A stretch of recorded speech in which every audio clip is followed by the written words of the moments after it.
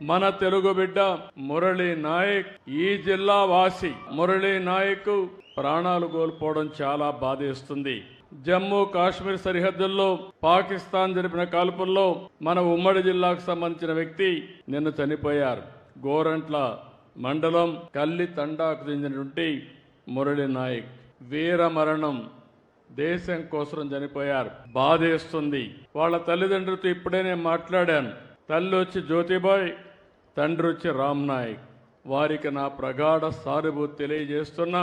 ఈ రాష్ట్రం, ప్రభుత్వం, సమాజం మీకు అండగా ఉంటామని ఈ సభా సమావేశంలో హామీ ఇస్తున్నానని చెప్పి కూడా నేను మీకు తెలియజేసుకుంటున్నాను. 2 సంవత్సరాలు ఆర్మీలో ఉన్నాడు. ఎనలేని సేవలు అందించాడు. వారు బార్డర్లో ఉండి అనునిత్యం మన కోసం నిద్రాహారాలు మాని దేశ రక్షణ చేస్తున్నారు. కాబట్టి మనం హాయిగా నిద్రపోగలుగుతున్నాం. అయితే ఇలాంటి జరిగినప్పుడు మనం అందరం కూడా అండగా ఉండాలి. దేశభక్తితో ముందుకు పోవాల్సిన అవసరం ఉంది. మన రాష్ట్రంలో ఉండే అన్ని ప్రాంతాలు కూడా అప్రమత్తంగా ఉండాలి. దేశం చేసే పోరాటానికి ప్రతి ఒక్క వ్యక్తి సంఘీభావాన్ని తెలియజేయాలి. అండగా ఉంటామని నినదించి చెప్పాల్సిన అవసరం ఉందని చెప్పి కూడా నేను మీకు తెలియజేస్తున్నాను.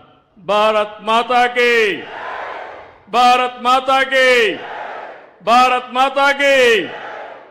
అదే సమయంలో ఎవరైతే చనిపోయారో, వీర మరణం పొందారో వారి కోసం 2 నిమిషాలు మురళీ నాయక్ ఆత్మకు శాంతి కలగాలని కుటుంబ సభ్యులకు ప్రగాఢ సానుభూతి తెలియజేసుకుంటూ 2 నిమిషాలు మౌనం పాటిద్దాం.